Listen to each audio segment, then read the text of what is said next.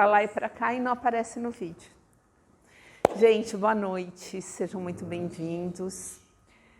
Hoje o tema é bem interessante e é incrível. Quando eu escolhi esse tema, eu não esperava que ia ser uma semana tão cheia de situações que levaram a essa questão.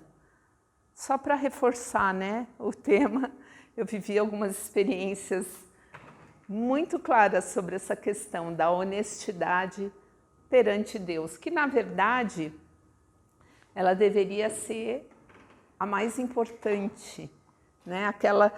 Ser honesto quando ninguém está olhando, ser correto quando ninguém está olhando, né? A gente sabe que tem quem esteja olhando, mas, né, se a gente fosse pensar na honestidade, que é uma virtude que faz parte da nossa vida, porque você ser honesto, você está agindo no bem, você vai estar sendo bom para os outros, você vai estar fazendo bem, né? Você não vai estar prejudicando ninguém, que normalmente, quando você é desonesto, invariavelmente você está prejudicando alguém do outro lado, né? Quando você age com desonestidade. E muitas vezes você é desonesto com você mesmo. Você é incapaz de olhar no espelho e assumir as suas falhas. Ou você se deixar enganar pelos elogios das outras pessoas e você fala, eu tô bem na fita. Mas lá no fundo, você sabe que você falhou e que todos nós falhamos, né? Ninguém aqui é perfeito, mas tem atitudes que a gente precisa se policiar. Porque muitas vezes a gente se baseia na lei dos homens. Eu tô em dívida com você, mas eu não assinei nada, nem você, então eu não estou te devendo nada, nem você está me devendo nada, não tem como provar. Isso é a lei dos homens. Mas a lei de Deus não precisa de contrato, não precisa assinar papel.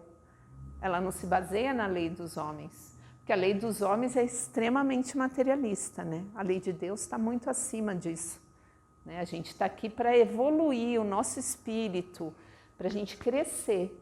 E não adianta a gente querer burlar leis, porque a lei de Deus não tem como você burlar. Não tem jeitinho, não tem como fazer uma interpretação errada, né? A lei dos homens, você pega lá a Constituição, cada um interpreta a seu bel prazer, né? O Código Penal, cada juiz interpreta do jeito que ele quer. O que favorece alguém, em geral, né? E desfavorece alguém, que é tanto desonesto quanto qualquer outra pessoa. Então, a gente tem que estar sempre atento ao nosso comportamento, né? No nosso dia a dia, nas mínimas coisas. Um exemplo. Eu estou trabalhando numa empresa e eu resolvo levar uma apostila minha, pessoal, para fazer xerox lá. Eu vou na hora do almoço, uso o papel da empresa, tinta da empresa, luz da empresa, energia da empresa. Está tudo certo. Isso é honesto? Não, é uma atitude correta. A não ser que você peça autorização. Olha, eu preciso fazer, posso usar aqui? Aí o chefe autorizou, a empresa autorizou, ok. Mas, em geral, as pessoas nem se preocupam com esse detalhe. E é um detalhe que, se você for considerar, importante. Aí você fala, nossa, mas você não pode comparar essa atitude com o cara que roubou lá milhões. É uma questão de oportunidade. Se você teve a atitude de tirar umas cópias que custaria R$10, mas aí tem 1 milhão aqui, que você pode levar para casa, você vai... Né? É o seu comportamento que está dizendo, não é o valor da coisa, é a sua atitude diante da coisa, né? Não importa o valor daquilo, o que importa é a sua atitude. E essa semana, aproveitando que eu já falei que eu vivi experiências inusitadas, eu fui no Sam's Club, eu me senti extremamente ofendida. Para você fazer compra no Sam's Club, você tem que ser sócio, você tem que pagar uma taxa anual. Se você não pagar essa taxa, você não tem acesso ao Sam's Club. Tem algumas coisas que vale a pena, tem outras não. De vez em quando eu vou e acho que vale a pena, por exemplo, comprar azeite, que tem um preço bem melhor do que qualquer outro lugar. E aí eu sou sócia para comprar azeite. Que mesmo pagando anuidade, sai mais barato comprar azeite lá do que comprar no supermercado. Em casa eu uso muito azeite.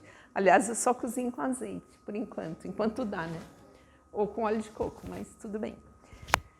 Vi um garotinho de uns 12, 13 anos com um carrinho. O carrinho lá é bem grande, né? Porque é quase que um atacadista. E ele pegava assim, ó, da prateleira coisas. E eu lá, toda cuidadosa, olhando o preço, né? Umas meias maravilhosas, porque tudo lá é importado. E o garotinho fazia assim, ó, pá no carrinho. Pá no carrinho. Falei, gente, você está podendo, né? Um pacotinho de 3 meias, R$ 69,90. O cara pôs uns 30. Aí eu comentei com o Nerd, eu falei, né, que estranho, né? Não parecia ser uma pessoa de grandes posses, mas a gente não pode julgar as pessoas pela aparência. Mas está esquisito. E também não é um produto que você vai comprar para revender, porque é caro. Como é que você vai revender um produto daquele, né? E o garotinho enchendo o carrinho. E aí eu vi uma outra mocinha, chegou para ele e falou, vamos, vamos, vamos. Ele, calma, eu quero pegar ainda outras coisas. Aí pegou um monte, encheu o carrinho. E aí eu continuei, desliguei do assunto e fui fazer a compra, mas o Nerley ficou ligado, ele ficou olhando. Eu falei, tá muito estranho. A menina tinha 2 pacotinhos no carrinho dela e o menino com o carrinho assim já, pegando tudo que você pode imaginar. E aí o Nerley ficou meio que acompanhando segurança, né? Não tem segurança naquele lugar? Acho que não. E o Nerley ficou curioso, ficou olhando. Mas não deu outra. Na hora de sair, a menina passou pelo caixa com os 2 pacotinhos dela e o menino saiu pela entrada, com o carrinho cheio, e foi para o estacionamento. Ninguém parou. E o Nerley falou para a segurança, olha, quem é responsável por isso? Eu. Então, o garoto acabou de sair pela entrada. Pela entrada, ele saiu com o carrinho cheio. Pode isso, Arnaldo, né? Tá certo isso? A moça, isso acontece muito, mas não foi atrás. Quem foi desonesta aí? Todos, né? Ela, por omissão, o garoto, porque estava amando de alguém, porque era uma criança. Mas é isso. Essa foi uma demonstração de desonestidade absurda que eu assisti essa semana. E tive uma outra experiência, que eu vou compartilhar com vocês aqui no Recanto, o que parece surreal. A gente reuniu, conseguimos fazer uma parceria com uma universidade para ter estagiários de psicologia aqui. E a gente tinha um grupo de, sei lá, quase uns 20 ultimanistas da Faculdade de Psicologia fazendo atendimento aqui aos nossos assistidos, o que é maravilhoso e absolutamente necessário. Então eu falei, não, pode vir, a gente arruma a sala, isso é o de menos. Aí eles vinham, hoje não tem curso de cabeleireiro, põe lá no cabeleireiro para atender, põe lá na manicure. E a gente, até na sala do dentista, virou consultório de psicólogo, mas a gente ajeitava todo mundo. E aí veio na sexta-feira uma dupla para fazer atendimento. Falei, põe lá, eu não estava aqui, me ligaram, onde que a gente sala? Põe lá na manicure e abre o cabeleireiro para elas usarem o banheiro ali, que é mais fácil. Ok, a dupla estava lá, esperando a paciente chegar. E nós temos câmera no cabeleireiro, porque a gente tem câmera apontada para todas as entradas do Recanto, né? Então a câmera fica apontada para a porta e para a janela. E a gente nem olha as câmeras, a gente costuma olhar a câmera quando alguém fala, olha, arrombaram ali, ou tipo, aconteceu alguma coisa, derrubou, quebrou. Aí a gente olha para ver o que aconteceu. Você puxa lá nas câmeras, mas não no sentido de ficar vigiando ou desconfiando das pessoas. Aliás, eu nem lembrava que tinha câmera lá. E do nada, a Carla olhou e falou, as meninas devem ter ido usar, estava lá trabalhando e viu um movimento no cabeleireiro das psicólogas. Aí ela olhou de novo, uma tinha entrado no banheiro e a outra ficou abrindo todas as gavetinhas dos consoles da cabeleireira lá, dos Ela falou, nossa, que estranho, né? Moça curiosa, até aí tudo bem.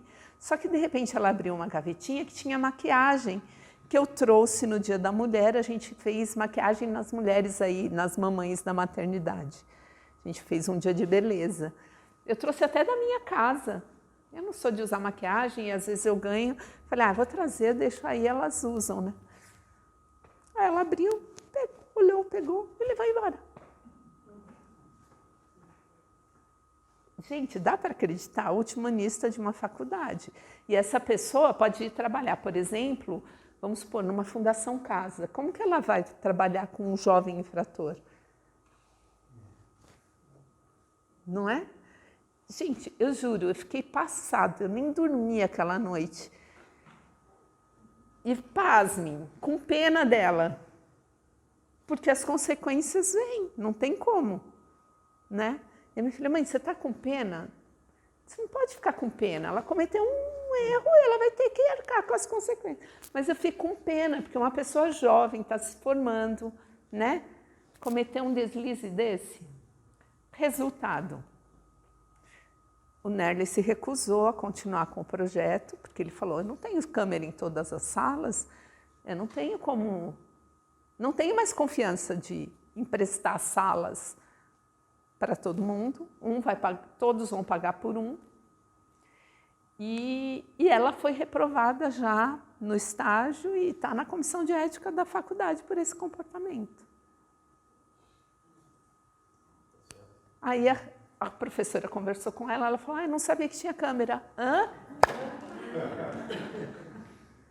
Que bom que ela não sabia que tinha câmera.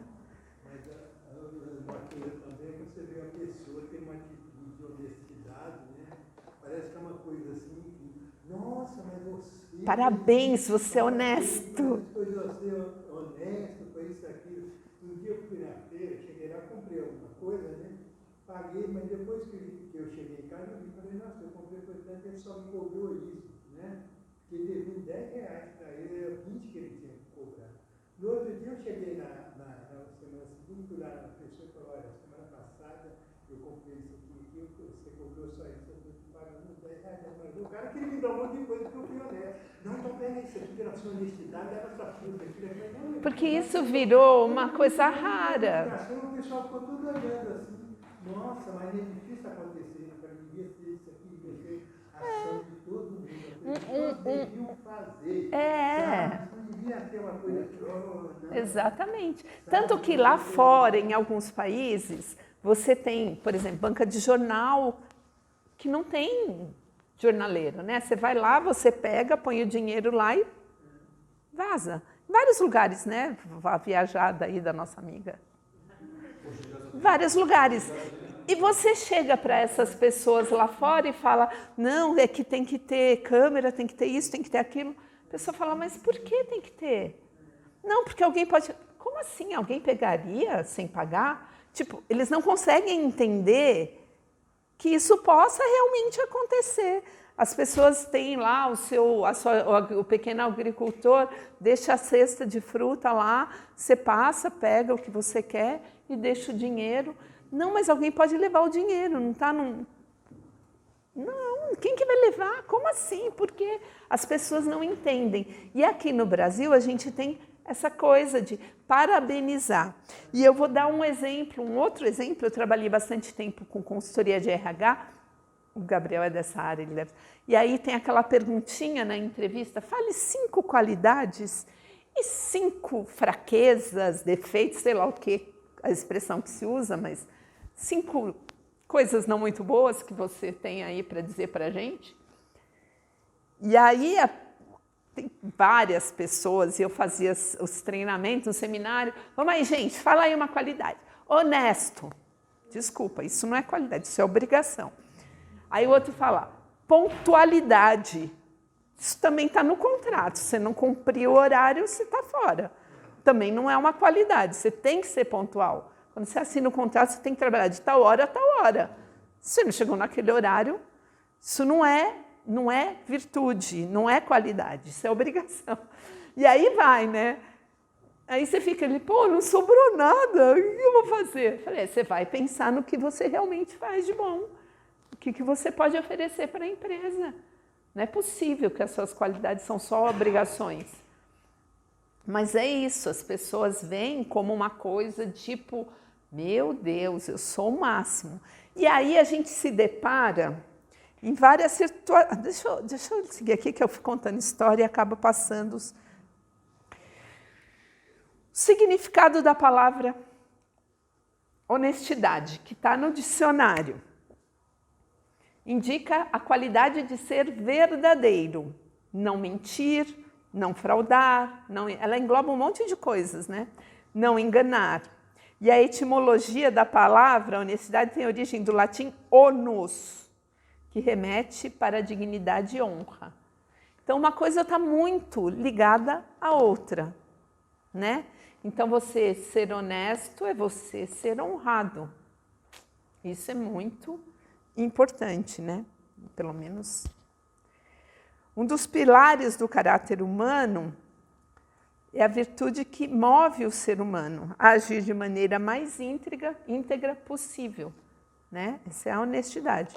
A sua vivência implica em ser reto e justo, tendo sempre em vista o outro. Porque quando você é desonesto, em geral, você às vezes é com você mesmo. Mas quando você é desonesto, você com certeza está prejudicando o outro. E o nosso papel aqui, neste planetinha, nesse mundinho, é a gente melhorar a nossa condição enquanto espírito, né, de evolução. E a última coisa que vai nos pontuar lá é estar prejudicando o outro, né? E às vezes você prejudica muito com uma atitude sua de negação de alguma questão que você sabe que você falhou, né? E você fica tentando se enganar e enganar o outro. Ou tentando... Muita gente inverte, né, o jogo. Não, mas eu não pedi. Como não? Você estava aqui chorando, você estava pedindo minha ajuda. Eu dei tudo que eu tinha para você, para te ajudar, porque você falou que ia me devolver, e cadê? Não pedi. Você deu porque você quis, eu não te obriguei. Você me emprestou porque... Eu já ouvi isso muitas vezes. Tanto que quando eu empresto, eu já empresto meio dado, sabe? Eu nem conto que vai me pagar. Porque assim, em geral eu não tenho para emprestar, mas se eu tiver, eu já considero fundo perdido. Eu nem me preocupo que vou ter o retorno daquilo. Então eu já não conto com aquilo e aí eu empresto porque eu posso. Olha, acho que ele vai sobreviver. Não, morreu de vez. Então, é muito complicado. Então, aqui, os honestos aos olhos de Deus será aquele que, possuído de abnegação e amor, consagre a existência do bem. Então, por mais que as leis dos homens não te façam honrar algum acordo, alguma coisa, porque faltou um documento ali, então não tem valor aquele contrato, ou não assinou, não tem valor. Lá, aos olhos de Deus, o que vale é você vai estar consagrando a sua existência com uma atitude honesta, com um comportamento honesto, porque você está sendo amoroso, você está sendo justo, você está sendo reto, correto. Entendeu? E Deus não precisa de câmera, né, gente? Como diz o outro, ele está aqui dentro da gente, ele olha pelos nossos olhos, o que é mais curioso, né? Você pensa que Deus está lá numa cadeirinha, com um painel de câmeras, falando, não, fulano está fazendo errado ali. Não, ele está aqui dentro da gente e ele olha através dos nossos olhos, e isso é a pior coisa ainda do que se ele tivesse, porque de repente se é uma câmera você disfarça, né? Você fica de costa. Mas não, quando ele está olhando com os seus olhos, porque ele está aqui dentro da gente. A gente não tem como enganar. E aí a hora que desencarna, que vai lá para um umbral, né, e fica lá sofrendo, se penalizando, não é Deus que está te punindo, é sua consciência, porque está aqui dentro. Está dentro de vocês. Você negar a existência de Deus dentro de você é agir dessa forma. É não acreditar que Ele está vendo tudo pelos seus próprios olhos. Nossa, não é que ele sobreviveu? Será que vai? Não basta ser honesto perante Deus, ter respeitado as leis dos homens. É preciso, antes de tudo, não haver transgredido a lei divina. Então não adianta você... isso aqui eu fiz tudo certinho. Nunca tive um processo. Nada. Sempre agi, tudo que eu fiz estava certinho. Mas as leis divinas eu falei pra caramba. Porque a lei dos homens não conta para a lei de Deus. É que nem os 10 mandamentos. Se a gente for pensar, é extremamente materialista. É óbvio que tem muito mais mandamentos que não foram colocados para nós, né? Aliás, dizem que tem, né? As escrituras lá, tem muito mais. Mas tudo aquilo que a gente desconhece, que a gente ignora, a gente despreza. Não sei sobre isso, não sei lidar com isso. Deixa, vamos... E na hora de definir quais foram os 10 mandamentos, o que sobrou? Não cobice a mulher do outro. Disso eu entendo. Põe aí que isso é... Não vai roubar. Isso põe aí que eu também não gosto de roubar, então põe. Se você olhar, é extremamente materialista. A única que vale é amar ao próximo como a si mesmo, né? E a Deus acima de tudo. Esse é o único, não precisava nem dos outros, na verdade. Se a gente praticasse esse, nenhum outro cairia todos por terra, porque esse já cobre qualquer outra questão. Né? Você nunca vai fazer mal para quem você ama. Você nunca vai roubar do teu filho.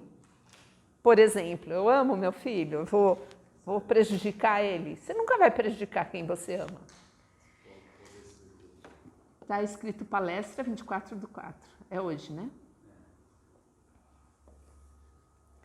Vamos ver. Ai, que bonitinho, vai entrar, hein? Aí tem aqui uma colocação. O homem honesto, segundo Deus, deve ter sempre cerrado o coração a qualquer germes de orgulho, de inveja, de ambição.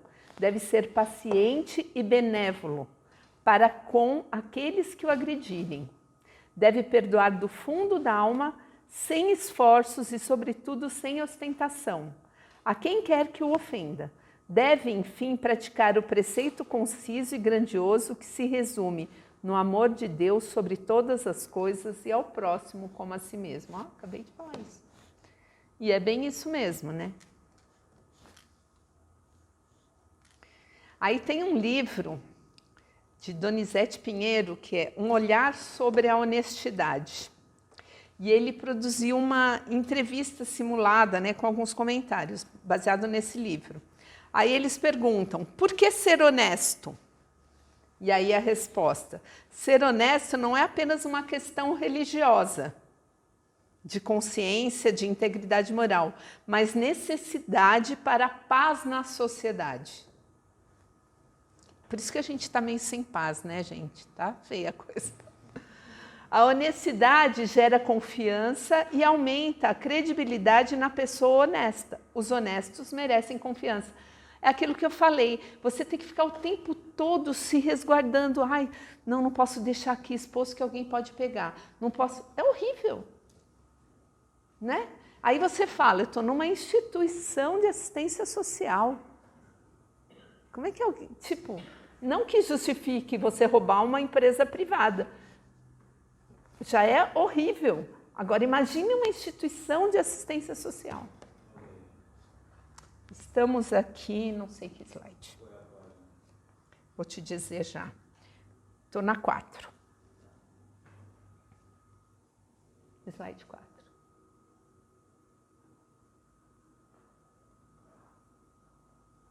É a primeira pergunta.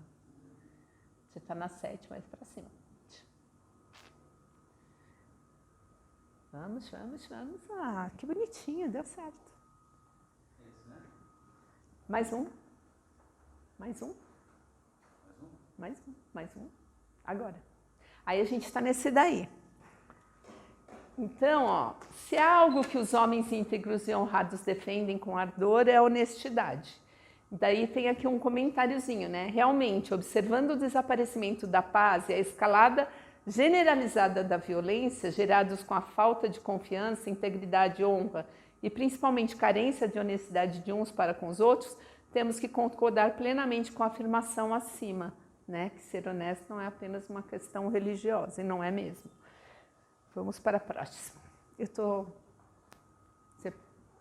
É possível passarmos pela prova de honestidade? Será? Alguns conseguem, outros não, né? A pessoa deve ser íntegra, autêntica e honesta, apesar das tentações que a vida possa lhe oferecer. O honesto não pactua com a desonestidade, quanto possível a combate. É o que eu tentei fazer no SANS, né? Falei, gente, não é possível que eles vão roubar tudo isso na cara dura. E roubaram. As tentações aparecem a todo momento. Isso é uma outra questão, né? Ai, mas foi uma oportunidade. Sabe qual foi a desculpa da moça? Eu estava precisando de um Prime. Estava lá na gaveta. Isso é justificativa? Então, gente, não tem justificativa. Ponto. Não tem o que justificar quando você comete um deslize, seja lá qual for, né? Eu em casa, isso, gente, é uma coisa que a gente aprende de berço. Não dá para aprender na escola. É bom que na escola também reforce esse aprendizado. Mas, em geral, é em casa, né? Se eu chegasse em casa com uma borracha no meu estojo, que não foi meu pai que comprou, quem te deu isso? De onde veio isso? Ah, meu amigo deu, ele trabalha, ele que comprou? Não. Então, foi o pai dele, não foi? Vai devolver. Mas não tinha conversa. Não tinha conversa. Isso era uma coisa lá em casa que não tinha negociação. Se soubesse onde morava, ia na casa da pessoa. Ó, seu filho deu para minha filha, mas está aqui, ó, uma borracha. Mas, pai, é só uma borracha. Não importa se é só uma borracha. Então, essa é uma lição que eu aprendi muito cedo, que eu imagino que todo mundo aqui tenha tido esse cuidado, né? E essa coisa de, vou levar vantagem, olha como eu sou esperto. E não é uma questão social, não. Tipo, eu não tenho recursos, eu não tenho dinheiro e eu quero muito. Eu não resisti. Não existe isso. Eu trabalhei com uma moça que ela era minha estagiária. Eu tive um problemão assim também. Lá na AMB a gente fazia muito evento, né? Então tinha aquele restaurante por quilo, que a gente ia lá e ele pesava, ele colava uma etiquetinha na comanda. Aí pegava o refrigerante, colava na comanda. Aí a gente, na fila do caixa, ela tirando a etiquetinha e jogando fora. O que você está fazendo? Lá, eles nem olham, falar que eu só tomei um refrigerante. A garota era rica, tipo rica. Ela morava em São Paulo sozinha, bancada pelo pai, porque ela fazia faculdade aqui, rica. Então, não é uma questão de não ter dinheiro, é caráter. Né? Não é uma questão de, é querer achar que é esperto, que vai levar vantagem, que pode levar vantagem. O mundo é dos espertos. Tá? O mundo aqui, né? Porque lá, do outro lado, os espertos se lascam por um bom tempo.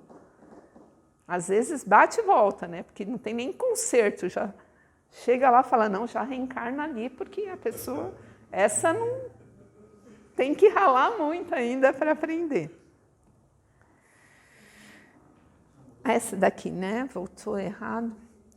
Ser honesto exige sacrifício e esforço? Gente, é uma coisa que tem que ser natural, né? Você não pode ver como um sacrifício. Então, usar bem o livre-arbítrio e manter-se honesto em meio a um mundo corrupto requer esforço e luta interior. Em alguns casos, com certeza. Implica em abrir mão de oportunidades e facilidades que dão conforto e vantagens, né? Mas a pessoa honesta não vai se deixar levar por isso. Construir uma vida de honestidade implica em tempo, esforço e renúncias, que já é uma outra colocação. Mesmo assim, devemos prosseguir na conquista da honestidade. E aí ele fala, realmente, a conquista da honestidade exige esforço, luta, sacrifício, mas vale a pena sustentarmos essa batalha pela paz na consciência, pelos gozos íntimos que a conquista dessa virtude propicia e pela ascensão que garante a nossa hierarquia espiritual. É isso que a gente veio buscar. Então a gente tem que aprender a agir corretamente para a gente conseguir essa ascensão. Próximo. O que caracteriza... é aqui, né? Estou doida. O que caracteriza a desonestidade? Ela é marcada pelo prejuízo que se causa a alguém. Às vezes a você mesmo, mas em geral é ao outro. Só é evidente desonestidade quando alteramos intencionalmente a verdade a favor dos nossos interesses pessoais com prejuízo para alguém. É o que se chama má-fé, que macula as relações pessoais e desestabiliza a ordem social. Isso é o que a gente mais tem visto, né? Gente, é triste. A ganância não tem limite, destrói pessoas honestas. A ignorância e os enganos nos levam à desonestidade. A hipocrisia é filha da desonestidade. A desonestidade é parenta direta do egoísmo, porque você só está pensando em você, em levar vantagem para você, ter vantagem para você, e a pessoa desonestamente para obter um enriquecimento ilícito. Isso é o que a gente mais vê lá em Brasília, né? Impressionante. Impressionante. E realmente a desonestidade causa muitos males e prejuízos ao próximo e a quem pratica também, porque ela envolve a má intenção, os interesses escusos, a mentira, o egoísmo, a ganância, a ignorância e os enganos, que são imperfeições ou deficiências morais. Combatendo-os, elevamos nosso grau de honestidade e moralidade. Um outro exemplo, a gente se pega muito em honestidade nas questões financeiras, roubou, fraudou, né? Mas tem coisas, como eu falei, de tirar uma xerox lá no escritório, coisas básicas, você mentir num currículo para conseguir uma vaga. Eu já vivi isso várias vezes, né? Quem trabalha em RH está careca de ver. A pessoa mente, fala que é formado, que isso. Só que, gente, a verdade sempre prevalece. Você pode mentir por muito tempo, mas em algum momento isso vem à tona. E quando você mente, você vive a insegurança de que a qualquer momento você vai ser descoberto. E você não tem paz. Então é preferível ser honesto, chegar, falar, não, eu não tenho essa formação, mas eu aprendo muito rápido, eu gostaria muito de ter uma oportunidade. Sei lá, você quer muito aquela vaga, você tenta argumentar com aquilo que você tem. Mas você não pode mentir. Eu tive um caso de uma candidata que ela mentiu. Eu acho que foi a idade. Não é tipo, ela não colocou a idade, ela mentiu. Ela falou que tinha, sei lá, 30 anos e ela tinha, sei lá, 50. Não que não teria problema absolutamente nenhum ela ter 50 anos. Porque hoje não existe mais isso, né, Gabriel? De você limitar, e você tem que ter uma sólida experiência com 25 anos. Até 25 anos, não existe isso, né? Mas o fato dela mentir no currículo, é que eu achei que com 50 anos ninguém ia me chamar. Então você mentiu. Já perdeu aí a sua credibilidade. Como é que você vai contratar uma pessoa que mentiu antes de entrar na empresa?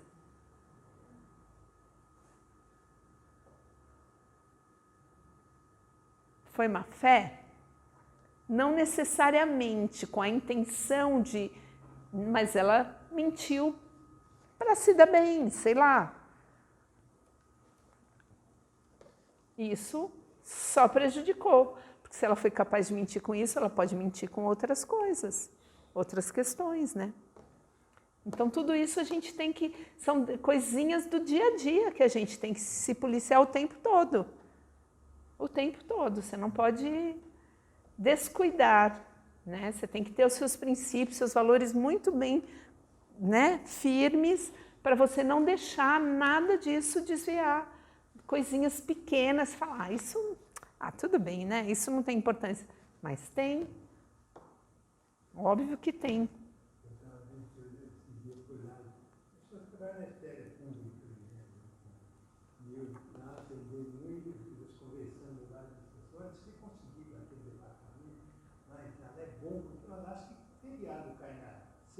Eles emendam. Na quinta você já não vai mais. Mas isso é justo? É certo isso? Não, se é justo, não é você, mas é assim que é.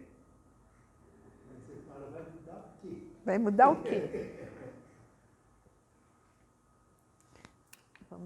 Para ser inteligente, esperta, a pessoa precisa ser desonesta? Mas tem gente que acha. Pô, eu conheço uma pessoa que mente, a mentira faz parte. E assim, para você ser mentiroso, você tem que ter boa memória e tem que acreditar na sua mentira. Essa pessoa não tem tão boa memória, mas acredita na mentira. E uma vez estava discutindo comigo o mercado de trabalho. Que difícil, nem eu que sou formado estou conseguindo. Peraí, você não é formado. Não, mas ninguém sabe, tá no meu currículo. É tipo, super ofendido, porque tá difícil até para mim que sou formada. Eu falei, não, mas você não é formado. Não, mas ninguém sabe. Teoricamente, tá lá no meu currículo, eu sou formada. Falo, gente, a cara de pau chega num nível, né, que você fala, parece piada, mas não é. Todo mundo sabe. Eu conheci um rapaz que ele achou que ia conseguir fazer o que se faz muitas vezes aqui, né? Você até consegue, uma hora você se dá mal. Ele foi trabalhar na Microsoft. E a gente era de uma empresa que a gente mandava bastante gente trabalhar lá para fazer localização de software. Localização de software é traduzir, colocar os elementos do nosso idioma no software. Então, por exemplo, Word original lá não tinha C cedilha, não tinha algumas coisas que tem na nossa língua. Então, a gente mandava sempre alguém daqui para trabalhar o software que a gente ia trazer para o Brasil e fazer a localização, colocar os caracteres em português, adaptar para o nosso país. E ele queria muito uma oportunidade para ir. A Microsoft tinha as exigências, tinha que ter formação universitária, blá, blá, blá, blá, blá. E ele mentiu tudo que tinha. Ele não tinha terminado a faculdade. Ele começou a fazer, mas não terminou. E foi. Ele chegou aí, bateu lá e voltou. Porque ele não teve um diploma para apresentar. Lá as coisas são mais, né, rígidas. Aqui a pessoa enrola, amanhã eu trago, e quando vai ver, né? Acontece. Só há evidente desonestidade quando alteramos intencionalmente a verdade a favor dos nossos interesses pessoais com prejuízo para alguém. É o que se chama má fé. Isso daqui que eu falei do currículo é uma coisa que vai muito dentro disso, né? Quando você mente e aí as pessoas falam, nossa, o currículo dessa pessoa nossa, eu preciso ter esse cara aqui na minha equipe. Contrata, e o outro que tinha um currículo verdadeiro, não tão cheio de coisa, porque não estava mentindo, e que era um ótimo profissional, perdeu aquela oportunidade para aquele lá entrar, que não sabia nada, que era, né, era fake. Isso é fake news. A pessoa desonesta deve ser punida? Se não encontrarmos resistência às nossas ações indignas, se não formos punidos pela nossa má-fé, se não formos obrigados à reparação dos danos causados, prosseguiremos achando correta a nossa maneira desonesta de ser e proceder. No caso dessa menina, ela está sendo punida pela faculdade, foi reprovada e a faculdade exigiu que ela fizesse uma carta de retratação e devolvesse o que ela levou. Fazer o quê, né? Mas ela não sabia que tinha câmeras. O desonesto precisa ser levado a perceber os malefícios de sua conduta que magoa, fere e causa danos às pessoas e compromete a paz social. De novo, a paz está muito vinculada a isso. Sem a punição educativa e exemplar, a humanidade estaria em péssima situação. A gente tem na lei dos homens punição. O problema é chegar à lei dos homens, né? Em algumas questões de desonestidade que o nosso ordenamento jurídico não alcança. Ele exige algumas questões burocráticas. Ah, você não tem um contrato? Ah, você não assinou um documento? Então, não posso fazer nada. Te vira. Tipo, fio de bigode não funciona no nosso ordenamento jurídico, né? A palavra inexiste hoje em dia, né? Existe a pequena desonestidade, a grande desonestidade. Aí você fala, pô, o cara que roubou um Prime para pele tem a mesma desonestidade do cara que roubou uma mala de dinheiro? É desonesto do mesmo jeito. A grande desonestidade é a pequena desonestidade que cresceu. Essa eu achei ótimo. Os pequenos atos de desonestidade foram levando a pessoa a se tornar um grande desonesto.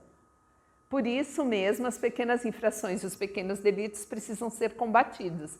Evitando-se uma ação desonesta, evita-se um mal maior. E a gente não consegue extinguir as pequenas desonestidades pela raiz. Elas certamente crescerão e poderão atingir proporções inimagináveis, desestruturando a vida de agentes políticos, econômicos, sociais e de uma sociedade inteira, que é o que a gente vê na política, né? Você deixa de investir em infraestrutura de hospital, de saúde, porque alguém pegou uma malinha de dinheiro e levou para casa, para ser feliz, para passear com os filhos, né? Para comprar um carrão. A honestidade depende da classe ou da posição social? Isso a gente acabou de falar, independente de qualquer coisa. Ah, porque eu não tinha dinheiro, eu roubei. Ah, não existe isso. Ah, e aquela pessoa que roubou 1 quilo de feijão no mercado porque o filho estava passando fome. Você não precisa roubar, você vai lá e pede para o cara do mercado. Moço, pelo amor de Deus, me ajuda. Sempre vai ter alguém passando no caixa que vai falar, ah, põe aí, vai, eu pago, pode levar.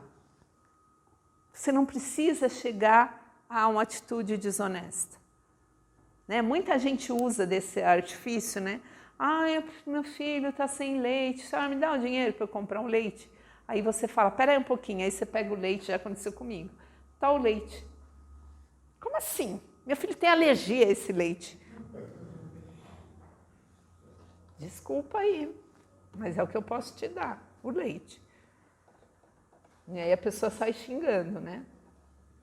Logo, não era realmente, o discurso não era nada, tinha nada a ver, né? A honestidade não depende de posição social, as pessoas pobres que são honradas, há pessoas pobres honradas e honestas. A honestidade e a desonestidade tem a ver com posição. Alguns ricos são desonestos mesmo tendo tudo para viver uma vida luxuosa. Isso que me deixa mais impressionada, né? A pessoa acha que acumular bens, acumular dinheiro, acumular joias vai fazer dele o quê? Quando ele morrer, ele vai levar tudo isso? Ele vai chegar lá para São Pedro, né? Vamos imaginar que é São Pedro que está lá na porta do céu, vai falar, olha, eu tenho não sei quantos milhões de dólares, tenho não sei quanto em joias. Desce, pega, vai lá para o subsolo, né? Que o inferninho está te esperando, meu bem, porque aqui não dá, gente, a gente não vai acumular, não adianta acumular nada, porque a gente não vai levar nada, né? A gente leva a consciência. E eu estava vendo hoje, estava comentando com eles, uma palestra de uma médica geriatra que trabalha com tratamento paliativo em quem está em estado terminal. Meu, impressionante as coisas que ela fala, né? Que as pessoas, elas, quando chegam lá, no finalzinho já, tá? Já sabe que tem uma semana de vida, elas começam a se preocupar com o espírito mesmo, com o lado espiritual, com a fé, com o conhecimento espiritual. Porque é isso, a gente é espírito. Nós não somos matéria, as matérias vão ficar aqui. O nosso corpo não faz mais sentido. E aí, uma outra coisa que eu achei curioso nessa palestra dela, que ela fala, né, que as pessoas não se preparam para envelhecer. Gente, essa palestra vale a pena. As pessoas sabem que vão morrer um dia, mas elas não se preparam para envelhecer. E sabem que vão envelhecer e não querem envelhecer, mas só não envelhece quem morre cedo. Isso é fato. Então ela fala, você fica tentando adiar a velhice. Então faz plástica, estica aqui, né? Você está enganando quem? Não adianta. O nosso corpo é perecível, uma hora ele não dá conta. Ou por nós termos crescido muito espiritualmente, já não cabe dentro dele, e aí a gente tem que partir, ou porque a gente não aproveitou o que tinha que aproveitar e usou adequadamente essa casinha que foi dada para a gente morar. Então ela fala assim, por exemplo, vamos zerar aqui, todo mundo aqui tem 40 anos, quem tem menos chegou no 40, quem tem mais baixou para 40. Todo mundo aqui com 40 anos. Aí é o exercício que ela fez. Aí eu aviso para vocês, gente, daqui 30 anos nós vamos todos morar no deserto do Saara. Ah, mas eu não gosto de calor. Sinto muito. Daqui 30 anos, querendo ou não, vamos todos para o deserto do Saara. E aí você passou 30 anos, você chega lá, fala, vamos, gente. Pega aí as suas coisinhas, vamos embora. Vamos para o deserto. Aí chega lá, a pessoa fala, gente, eu precisava trazer água e comida? Ai, gente, eu não trouxe protetor solar, precisava trazer. Quer dizer, você não se preparou, você sabia que dali 30 anos, querendo ou não, você ia. E o que você fez com isso? Absolutamente nada. Você chega lá sem protetor solar. Ai, eu não trouxe agasalho, a noite faz frio, eu não sabia. É exatamente o que acontece com os espíritos quando desencarnam, sem se preparar, sem conhecimento do plano espiritual, né? Você sabe que vai chegar o dia que você vai mudar. Você vai sair daqui e vai para um outro plano. E você não se preparou, não estudou, né? Não se preparou para isso. Mas isso não tem nada a ver com a desonestidade. Vamos continuar aqui no tema que eu já fugi. Mas é que eu tinha que falar isso, que eu achei muito interessante. Porque a honestidade deve ser aplicada em todos os campos da vida. É meio que óbvio, né? É você, é o seu caráter, é a sua pessoa. Ela não tem a ver com a posição social, a gente já falou. A honestidade no relacionamento afetivo e no casamento estabelece laços de confiança, respeito, amor e afeto. Honestidade revela os amigos verdadeiros. A honestidade nas relações entre patrões e empregados. Ou seja, em todas as áreas da nossa vida, a gente tem que ser honesto. Porque se nós somos honestos, não tem como ser diferente em áreas, aqui eu sou honesto, aqui eu não preciso ser honesto. Não, ou você é ou você não é.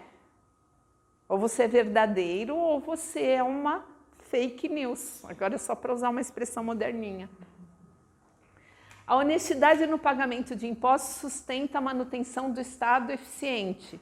Ah, eu posso fazer uma jogada para não pagar imposto? Você até pode, mas se você está fazendo uma coisa desonesta, isso não é bom. Ai, mas eu não acho justo eu pagar imposto para aqueles caras lá em cima roubar. Aí já cabe a eles responder pela atitude deles. A sua não pode se basear na deles, senão você está se igualando. Ai, tem que pagar mesmo esse imposto? Tem. Dai a César o que é de César. Isso está bem claro lá na Bíblia. Jesus foi muito preciso nisso. E é isso. Tudo bem, o cara vai roubar, aí já cabe a ele que vai prestar conta depois. A minha parte eu fiz. A minha atitude foi correta. O que ele vai fazer com isso já é um problema que não cabe a mim, né? A honestidade nos jogos garante que não haja fraudes e que vençam os atletas, jogadores melhores, treinados e preparados. Isso é fato.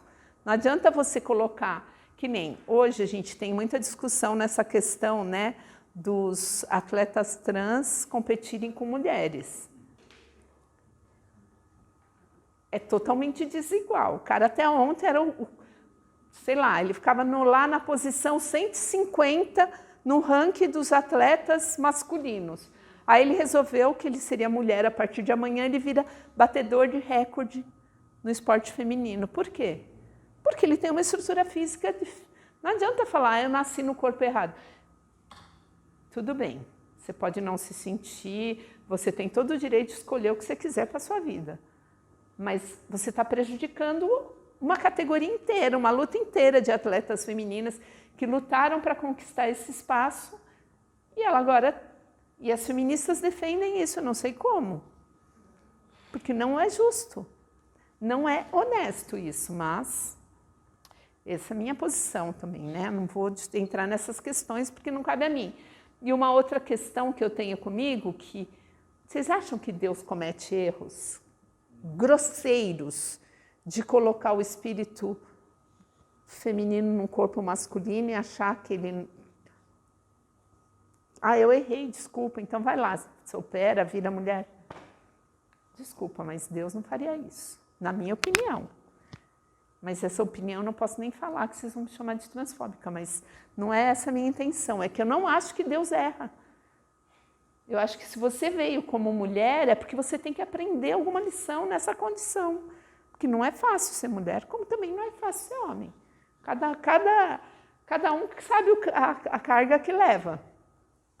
Mas eu acho que às vezes você quer transformar, mudar uma coisa que Deus, na minha opinião, não comete erros grosseiros feito esse. E a pessoa quer mudar tudo, enfim, mas cada um com suas decisões. Essa é só uma opinião aqui, até bem... nada a ver, né? Tem uma lista, né? Honestidade no comércio, na mídia, nos representantes de religiões, enfim, todos os setores a gente tem que ser honesto e verdadeiro. Quando encontramos pessoas honestas em todas as classes ou posições sociais. Isso com certeza é um reflexo e retrato do grau de elevação moral e espiritual que se encontra cada espírito encarnado. Tem essa também. A gente vem para aprender. Passei da hora. E agora, como conquistar? Não tem nem o que dizer, né? É só vigiar a sua atitude e o seu comportamento. O papel da educação é a educação em casa, um reforço na escola é sempre bem-vindo. E aqui eu só vou citar isso daqui, ó, que esse livro, O Céu e o Inferno, o espírito de Joseph Bré, onde ele faz a distinção entre ser honesto perante os homens e ser honesto perante Deus. Ele causou surpresa à neta que evocou ele. Ele já tinha morrido há 22 anos e ele veio para falar sobre isso. E ela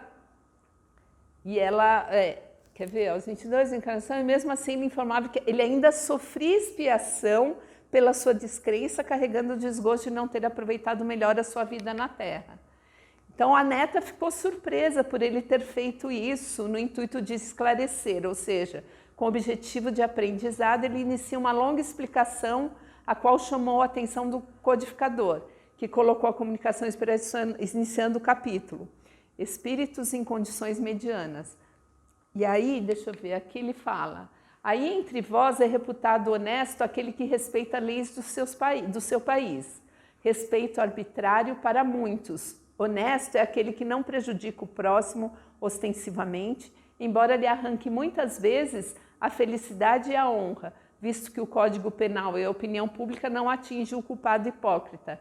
Em podendo fazer gravar na pedra do túmulo um epitáfio de virtudes, julgam muitos terem pago sua dívida à humanidade. É um erro. Não basta para ser honesto perante Deus ter respeitado as leis dos homens. É preciso, antes de tudo, não haver transgredido as leis divinas. O honesto aos olhos de Deus será aquele que, possuído de abnegação e amor, consagre a existência ao bem, ao progresso dos semelhantes, com aquele animado zelo sem limites. For ativo no cumprimento dos deveres materiais, ensinando e exemplificando aos outros o amor ao trabalho, ativo nas boas ações, sem esquecer a condição de servo ao qual o Senhor pedirá contas um dia do emprego do seu tempo. Ativo finalmente na prática do amor de Deus e do próximo. Então, é isso. Ele veio para dizer que ele ainda sofria, depois de 22 anos, expiações. embora no túmulo dele dissesse que ele era o cara. Mas isso totalmente baseado na lei dos homens, né? Aí o Chico Xavier tem essa colocação: honestidade fingida é desonestidade dobrada. O mundo não é dos espertos, é das pessoas honestas e verdadeiras. A esperteza um dia é descoberta e vira vergonha. A honestidade se transforma em exemplo para as próximas gerações. Uma corrompe a vida, a outra enobrece a alma. Chico Xavier. É isso, gente. Passei um pouquinho do tempo, porque o tema é extenso. Mas obrigada aí pela paciência.